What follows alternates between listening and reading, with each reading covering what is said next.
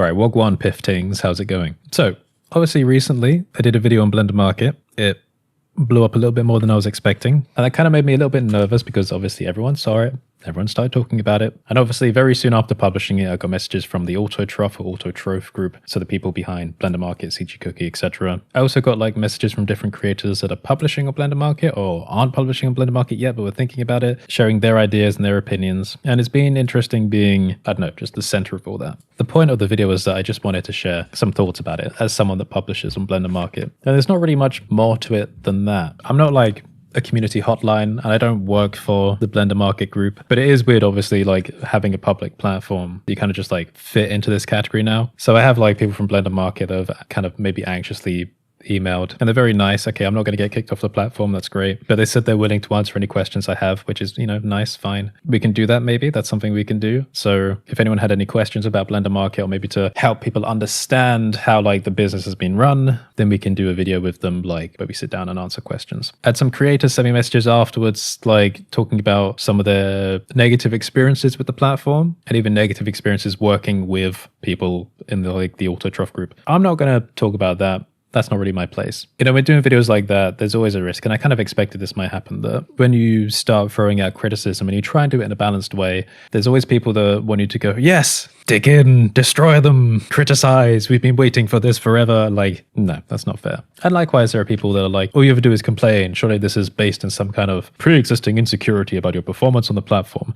I just wanted to share some opinions about it. Sure, maybe there are some things that can be improved. But also, like I said in the video, running a business like that requires making the right decisions early on because it's harder to retroactively change things at a later time. It's kind of like when moving at speed, like on a motorway, or anything really, but a motorway is a good example. Making a slight adjustment to the steering wheel early on doesn't look like a big change, but when you extrapolate it further into the distance, it's going to have a large impact, like you're going to swerve off to a greater degree. It's like changing orbits. That's another physics example. How many of you have played Kerbal Space Program? Right? You would have learned this with your periapsis and apoapsis. If you want to change your location at the opposite point in your orbit, it doesn't require much effort doing it in the here and now. Basically, the most efficient way to change your position in the future, so the opposite point in your orbit, is by changing it now in the present. So let's say you're orbiting on this side of the planet and the planet's somewhere in the middle, right? And that's your far side. If you just like cough, it's going to change the other side quite drastically. If you got around to that point in the orbit and then try to change your position there, so you're close to it and then it's there, it's going to take more energy. And actually instead, you're just going to be more influential on the opposite point in the orbit again. So the point there is that if you're running a business, physics applies. Make the right adjustments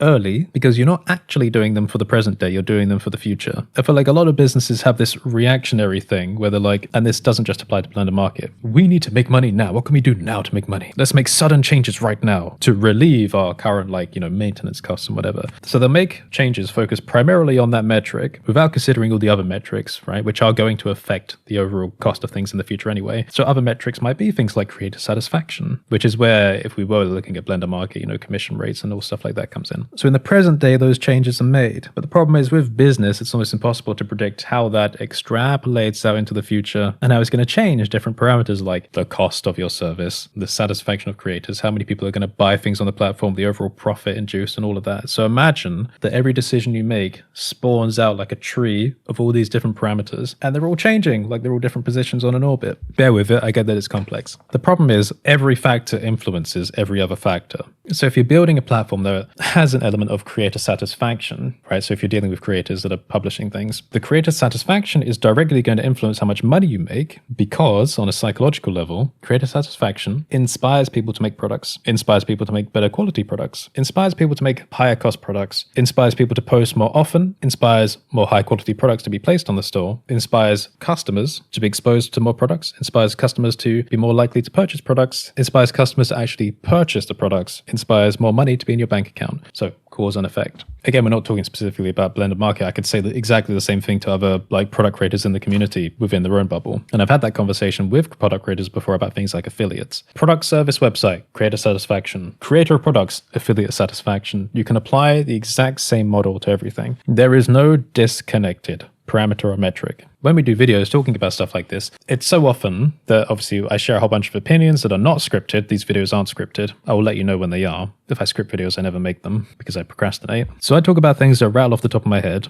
People watch the videos with an opinion already held in their head. They then filter what I say through the lens of that opinion only. And then because people are so conditioned for black and white thinking nowadays, maybe political, they go, oh yes, Curtis A agreed with what I said, or B disagreed with what I said. And then they write an opinion based on one of those two factors. He agreed with the opinion I was holding in my mind, of which I filtered his opinions through. So now I'm going to write a positive inclining comment. Or he didn't mention what I had in my mind, the opinion which I filtered his content through, so I'm going to write a negative influencing comment. The interesting thing about that Blender Market video was when reading the responses in the comments and from messages from people, a lot of people came along with one specific point to discuss, which is obviously something like the creator commissions. I think I'm just using that as the most obvious example because that's something that I think was the most commonly talked about point, but it's not the only point. Like I said, every factor influences everything else. I try and encourage people not to look at things in very black and white ways. And that's actually probably why it'll be a good thing to, in this case, get the people behind Blender Market to come and discuss and share their experience. Now, obviously, when people discuss their own experiences making stuff, they're going to be biased in their own favor. Likewise, if we talk to people about things and we're coming in from a disappointed stance about certain aspects of the platform, then we're going to be biased negatively towards them. There was a channel that I was making called Parasocial Therapy. And on Parasocial Therapy, which is the latest one in the suite of new channels to kind of be made, I wanted to just serve a couple of purposes, but the purposes weren't exactly clear. They were kind of fuzzy. One of them was basically just to be a place where the discussion videos would go. You know how we do the psychology of creation videos every now and again? Just kind of helping creative people to get to grips with their own mindset when it comes to creation. They're the kind of videos I put on this channel that not many people watch because who wants to click on a discussion video other than people with a brain?